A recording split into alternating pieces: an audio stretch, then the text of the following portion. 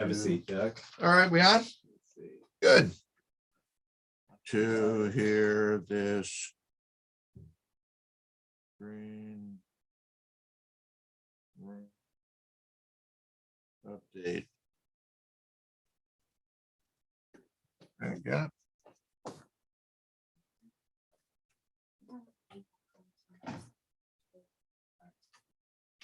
I already pressed it. We're good. We're good. Okay, we in the green room? We are. Well, good. We came all the way back from Tallahassee for it. That's for sure. In Ohio first. We're live? We are live. All right. Well, good morning, everyone.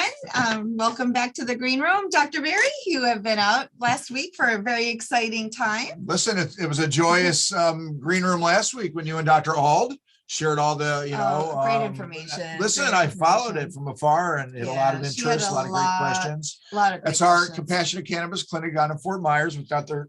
Heather Ald, Yeah. OBGYN doctor extraordinaire, And naturopathic clinician. So I really enjoyed it. I was away last week because my daughter's wedding, everybody. Congratulations.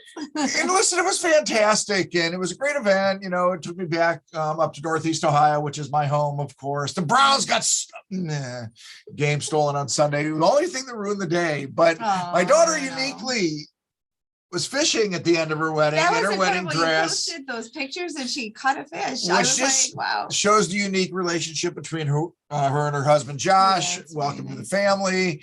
And it was really great. You know, walking your daughter, down the aisle It's is a always unique emotional. experience. Yeah, And, it's very emotional. for sure.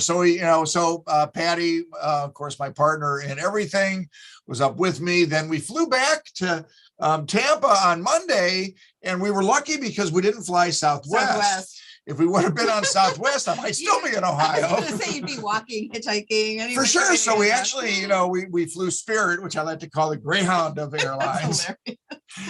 No, listen, it was so cheap. It was $62 round trip to fly up, but then you got to add on your bags. Oh, you got to choose your seats. But still, it's unbelievable how inexpensive it is to fly at this point. Well, no, on Spirit, because like right now, I don't know, airline prices went through the roof because I was planning to go back to Boston, for Thanksgiving. And normal tickets to Boston are $300-400. They're like $800. Wow. I'm like, oh my God, just a round trip to Boston. I'm like, that's ridiculous. That's crazy. And congratulations, you Bostonians. I know. Listen, knocking out Tampa, and for knocking out Tampa Bay, that was a tough thing. I know when I was away. No, they did not. Went crazy because they were like, oh my God, because they thought they were never going to be Tampa. So we were able to get out of Northeast Ohio, flew back to Tampa, and then Patty and I got in the car and we drove north to Tallahassee, which is the purpose of today's, green room update, because it was really interesting. You had great hands-on. You got to meet a lot of people. Listen, it's not the first time I've been up there. People may remember the last time I got to put on the suit that I wore when I walked my daughter down the aisle was when I appeared in front of the, committee last year, my 30 seconds of fame, as it's been called. But listen, it was useful. It was useful last year and even more useful this year. And we'll get into it in a second. But so Tallahassee right now is open. You can go to the Capitol and the House and walk the floors. Masks are optional. When you walk into some offices, you will see that they will ask you to wear a mask to that extent. Yeah, and that's fine. For sure. But it was open. There were a couple committees going on, a couple senior affair committees. I think one or two of the other doctors attended. It's interesting. Almost every committee will have something that we can talk about with medical cannabis. So, for example, if you go to a senior affairs committee, you can talk about how telehealth now, not having it is impacting a lot of our seniors and their ability to access medical care and our caregivers, for sure. So we got to Tallahassee, and listen, Tallahassee this time of year was beautiful. They got all that Spanish moss up there. It is. And then it empties out after. There's no people living there. So Florida Can, which is Eric Stevens, and I want to give him a huge shout out. And listen, I'm going to start this part of the segment this way. Florida Can, Eric Stevens and his bunch, Ben Polera and Jody James, that's Florida for Care, which is Eric Stevens and Ben Polera. Florida Can, which is Jody James and her group.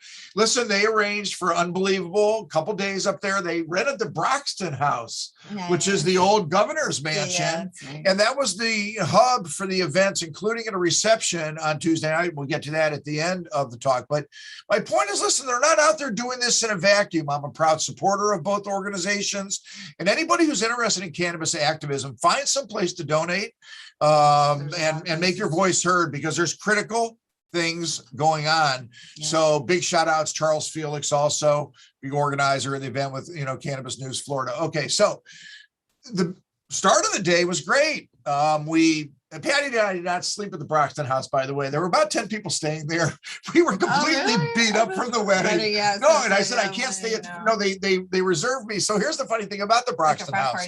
Carlos Guillermo Smith and the Democrats, a couple others, Ana Escamani and a couple others, they rent that house during session. Yeah. So I said, as long as I can have the Carlos suite, then I will stay at the Broxton house. But when we were driving, we heard all these people were staying there. And I needed something different than the fraternity atmosphere. So we actually got a hotel room. But at 8 o'clock in the morning, I was there meeting with Holly Bell and others who were in our group that day. And Holly Bell she's under Nikki Fried, for those that don't know, because a lot of people don't know names. So for sure, she's, so to speak, the cannabis czar, directly under, Nikki Fried herself. And very significant because the Department of Agriculture runs the hemp aspect, right, of the, cannabis world in Florida. So what falls under them, of course, are all the Delta 8 products and otherwise CBD products primarily that you're seeing now. Heavily unregulated. Well, that's the point. So what happened was when and this is the history to it. So when the Farm Bill passed, the Farm Bill enabled farmers to start to grow hemp, right? Which is a great thing. So hemp has to have, as in the cannabis family, this is all genetics and botany and things like that. And listen, there's people that have doctorates in it that speak much better to it than I. But the simple part of it is that the hemp plant, so to speak, has to have less than 0.3% of THC, Delta 9. Very important to note. THC content, Delta 9 THC being that cannabinoid that bonds with the CB1 receptor in the means of getting one quote unquote high, right? The psychoactive component. Meanwhile, CBD does not, and that can be bred into beautiful hemp cultivars with not only CBD, but CBG and CBC. And people have watched The Green Room. They know we talk about the multitude of the entourage effect, but the THC needs to be all the way down here. But the point is, hemp is also great for rope and fiber, and building products and all kinds of other industrial uses. So it's really a great, interesting industry, but nobody at the Farm Bill level nationally, and I know this because I've talked to people who were kind of there when it was kind of discussed. No one had a anticipation that because CBD would be such a great entity in medicine, and it is, we're finding out more all the time, and we are, but people didn't understand that when there would be a glut of that CBD product, the price would come down and people would figure out what else to do with that CBD. And how to market it. Including processing that CBD into other cannabinoids, right? Including other THCs, not Delta 9, but Delta 8, Delta 10, Delta 6. And it's subtle. And Don, I got to get, and we have Don back, by the way.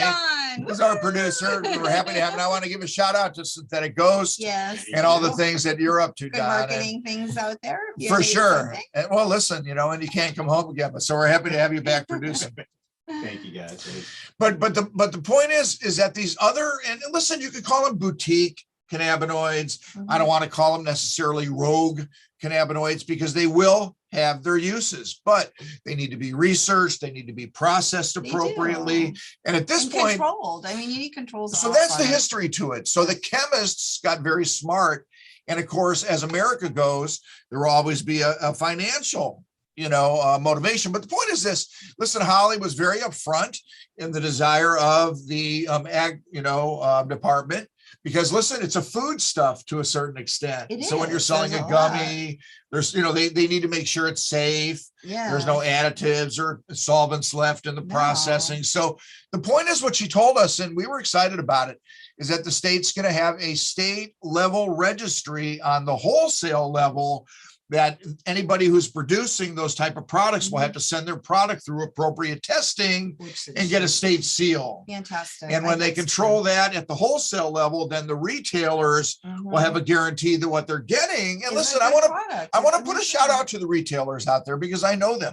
They want safe product as well. God forbid, like you don't want any. So it was a great meeting, and I want to give a big shout. So they're on top of it, and I think to the positive for everybody. And listen, there's space for everybody in cannabis. There is, but let's make sure it's safe.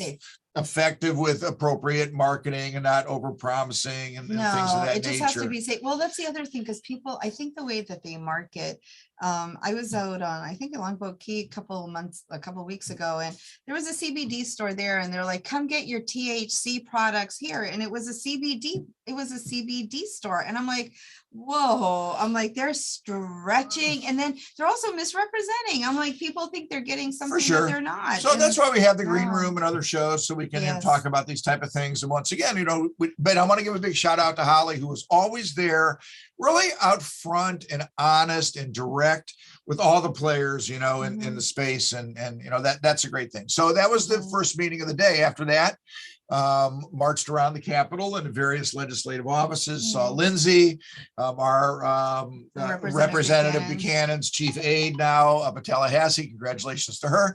Dropped off.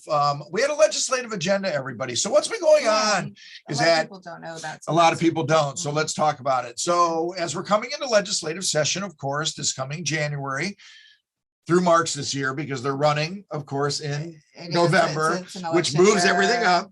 Right. So it's a funny state of Florida, but I've come to appreciate the process to the extent that what we have now going on are the committee meetings and forming what's going to be, in other words, the making of the sausage as they speak, which is why the organizations like Florida for Care and Florida Can, we've learned that this is now when we go up. So our doctors group that's been meeting every other Wednesday, and we have been, and listen, everybody, if you're a medical cannabis doctor and ask them, listen, do you participate in, and they'll know what they're talking about. The Wednesday night, Charles Felix and Eric, that group.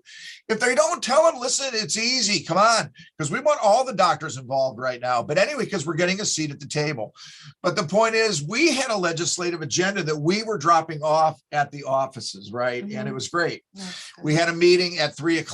This is the second meeting I want to speak to. And then the third will be the meeting with Representative Learned. Second meeting of the day of great significance, Ruta, was a meeting that we had with the OMU, the Office of Medical Marijuana Use. And this was at 3:00. They sent 2 representatives, their communications director, and the chief of the registry, which is important because we doctors know in the office with our staffs that there's a lot of paperwork and there's a lot of impediments to it. And what we want as doctors, we want access to the research data so that we can start to utilize it for our purposes. So that was kind of our purpose. We also suggested some very simple things to the Office of Medical Marijuana Use, like let's have a quarterly meeting that you guys sponsor or will sponsor, and you'll come. Well, just so that people probably don't understand, like the Office of Medical Marijuana is the oversight of the industry, of the physicians' offices. And the problem is we love the Office of Medical Marijuana because they're trying to set up guidelines for patients and for doctors to how to give appropriate care. The problem is a lot of times the registry issues mandates or changes and no one's aware of them till the very last minute. And then all of a sudden your office has to be flexible enough to redo all their paperwork and be compliant. And so a lot of times the frustration also is some of the things that they're asking for, they have a committee where all of the physicians on their board have nothing to do with medical cannabis. And these people are making determinations for patients and doctors while they don't have anybody, no boots are on the ground from that. So that's we're chipping away at that rock. But this is why it was so critical that you guys had that meeting. And I think it's important for people to understand, you want a physician in the medical marijuana space that's fighting for you in Tallahassee, because like Dr. Berry's going up, he's fighting and he wants to have certain things put into law here that's going to protect you as a patient. And again, whether it's Dr. Berry or another physician, because we have people just tuning in, please make sure that you have a physician who's fighting for this, because it's really critical. Well, it is. There's formal lobbying efforts going on with some of the bigger groups. Dr. Beasley and Dr. Hirschfield were up there with me this week. We're going to have other doctors up there other weeks. I will be up there myself probably in November, one more time at least. During this really critical committee time. Maybe you can address some of the things that you were talking about, like what you guys spoke about, like certain points and for like, whether it's telehealth or. Well, we're going to get to that, and that'll be yeah. that'll be the most exciting announcement. And listen, cannabis activists, if you're watching right now and you want to reach out to a friend or whatever, tell them in the next 5 minutes, if they get back onto this green room, they're going to hear something that's very, very interesting, surprising, and exciting.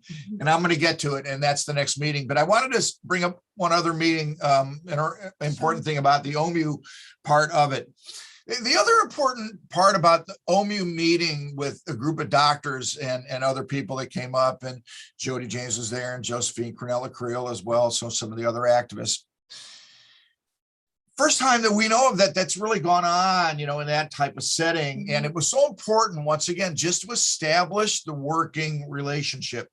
Everybody has to understand that when we started the program back in 2017, that Governor Scott at the time, I mean, he didn't want the program. We know that. So the OMU started from behind in their funding, in their mission. And I always give the shout out to them. And I started the meeting with the OMU guys, from my angle, with thanking them for their improvements over the 4-year period of time. And as you know, they're responsive to us. Our patients in general know that they're going to get that email back in 10 days or whatever. So, and the process has been made better. Oh my God, it's made way better by using the driver's license and the caregiver program. I want to give a shout out to next Thursday. I've been invited onto the FAMU podcast as well. It'll be a noon podcast. Keep an eye out for that. It'll be publicized. But we're talking about the caregiver program. Also, a lot of paperwork involved and things of that nature. And expense. So these are the things that we talked about in the OMU meeting that, once again, are focused on seeing if we can get a dialogue between OMU and physician office to the betterment of patient care. It is. And the ease of the system and the acquiring of the data and research that we all want so we can go forward. Yes. We have a program in Florida that's unique in the country right now. We have over 600,000 patients actively participating in the program. And we should utilize that knowledge. And I know there's people doing the research right now, but we want to need more. We need more. So here's the fun part of the green room guys. And on Tuesday night, we had a reception, at the Bloxton House. It was great. Representative Carlos Guillermo Smith was there. Everybody, if you can, I got to put it on Facebook. It's on Twitter. Took a great picture of Carlos. He took my Compassionate Cannabis Clinic pin, put it with his rainbow ribbon that he wears pretty much everywhere he goes, and is using it as the center of his rainbow ribbon. And I only hope he continues to wear it kind of as his consistent go-to pin. But anyway, Carlos was there. Also, Representative Smith, Republican legislator, was there. And also Representative Andrew Learned. So everybody, here's the exciting news. And I don't want to overplay it. We haven't seen the final draft, but I hear wind of what's going on and have read some preliminaries. Representative Andrew Learned, Democrat from Tampa, who we know well. He's actually met with us as a doctor group. And here's the big surprise, everybody, and take a deep breath, because here it comes. With Representative Spencer Roach, from the Fort Myers area, they will be, we believe, Representative Learned's bill will be co-sponsored by Representative Roach. No one saw that one coming. Let me just tell you. Yeah, wow. So no one saw Representative Roach, he who presented last year's 10% THC cap and took a lot of heat over it, ultimately only got through 2 committees. It was withdrawn, very uniquely so. But he was very, very vehemently wanting that. It was interesting. But what I love about this is that Representative Learned has reached over the aisle, to try and acquire support for what everybody should want. And here's the exciting thing, everybody. And once again, I don't want to overplay it with positivity, because here's another thing I learned. The Speaker of the House this year, unfortunately, we believe is still going to be pretty unresponsive to the positivity of medical cannabis. It's just what we know kind of about Tallahassee. We're hopeful that he'll come along as he sees the, kind of the positivity that hopefully his party also will be bringing to the table. But the point is, what it's calling for in the medical program excites me. Issues like job protections, which, as you know, is my primary issue, has been, will continue to be, starts, I believe, with public employees which is how these things typically come. Yeah. But it sets the tone for the entire state and gives other employers, I think, more leeway in establishing policies that will be favorable towards job protections. Yeah. And as you know, especially in the COVID world, our first responders, our healthcare providers, our veterans, our disabled community. Want to give a huge shout out to somebody else I saw in Tallahassee. I saw Olivia Babis, Babis also, who ran down here for Senate. Against stroke rooters, and is now up in Tallahassee doing unbelievable things. You know. She's a disabled person. She has her arms are missing and she was born that way. And she's such an advocate. Well, she leads and I always, I never get exactly what her role is up in Tallahassee, but she's huge in the governmental disabled community. To get protection, to get things. And to get access and just to have a normal livable life. So yeah. Where I saw her was actually at the hate crime news conference. And they were making sure that disabled, people were included, and Carlos Guillermo-Smith was there, Anna Escalante as well, Representative Geller as well. So you have to codify certain things, you do. So job protections, number one, from what I understand. Also, telehealth for recertification visits with your established doctor. And listen, I want to give a really important shout out right now. Anybody that has gotten their cannabis card that has not physically seen their doctor, okay, make sure that you circle back either with that office that you got and ask why not, or you better find another doctor, because listen, we're not going to overplay this, in the green room, but that's what has to happen. But the point is, telehealth for research is something that we need. It's something the patients ask for every day. Also, listen, I understand there are a few added qualifying conditions and things like a veterans card, free, and I believe pediatrics. But anyway, great stuff that was really on our agenda. And I want to thank Representative Learned and listen, Representative Roach, and to think that it's all going to be, sweetness, roses, and of course it won't be. So we're going to have to keep an eye on it. Everybody, interestingly, also, there is a discussion, in the bill of where to go forward with adult use. And I don't want to overplay that part of it. At this particular point, the bill has not been filed, but it's a very interesting early discussion. And I was happy to be up there as a part of the discussion, uniquely. Something I'll remember for the rest of my life. Kim Rivers, big shout out to Kim, was there at the reception. She'd be the CEO of Trulieve, of course, now the world's largest cannabis company, since they have acquired Harvest. Ruta, Renee Legere was there, of course, as well. Big shout out to Renee with Trulieve. But uniquely, I had a chance to introduce Kim Rivers to Representative Learned. They had never met. Which is good. And believe me when I tell you, they were in a good 15-minute tete-a-tete over there. I wish I had one of those big, what do they call those things? Yeah, because I just wanted, I wanted to hear every word. I didn't want to Jones and other guy. But my point is, it was unique. Once again, to be able to introduce somebody who is going to be so integral in the legislative side of it, with somebody who on the business side, obviously, has great interest. There's mutual interest everywhere. We all do. We all know that. But here's the good news. But no, and this is what has come out of it, and a couple key points. One is it will be the preservation of, and huge in testing in this bill as well.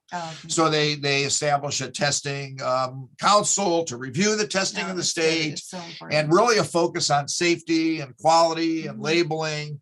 So there's a lot of good stuff in there. But they do want to keep the medical side, which I think is critical. That was number one point. So the focus is on the accentuation and the keeping of the medical side. And as we go forward towards legal adult use, and I tell everybody this, and I don't think this is any part of the bill, as I so far have understood it. We know there's going to be a taxation aspect to legal adult use. I mean, we know that. We know that it's in every other state. So why? So until insurance starts covering medical cannabis, of course, we need to make sure we keep our prices down. Okay. Also, so the preservation of medical, huge, key, and that to me is the most important thing. the accentuation of a lot of the item issues. We still absolutely, as the doctors group, we want benzodiazepines and opiate use, included as a reason to attempt medical cannabis, so you can take less of those. So, there's going to be a lot of issues still to discuss, but it's it is a start, and it's a discussion. And what we have learned from, all of our encounters is that in general, Tallahassee is an interesting place, and that many times you plant the seed, you water the plant, you trim the bush. Always cannabis related, of course, in the green room. It takes some time to get things done. But this year, I'm really hopeful. If the two issues to me that can come out of all of it that can get done, we have to get telehealth back for the safety and convenience of our patients, for recertification patients. And once again, that job protections issue needs to be discussed as soon as we can, because listen, can you imagine post-COVID, if a doctor, for example, would go out to Denver for a week's vacation and go into a dispensary out there in a legal adult use state? Reciprocity also in there, but only with certain states, which was interesting. And I wasn't sure why some states, why not others. But what if you go to Colorado and then you come back on your first day back at your job, somehow you're required to take some type of drug test or something like that. And then a doctor all of a sudden gets scrutiny for going out there or even using listen.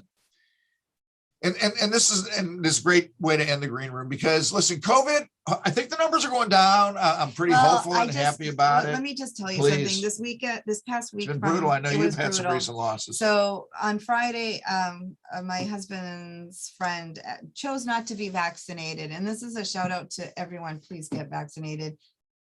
He went in a week prior with COVID.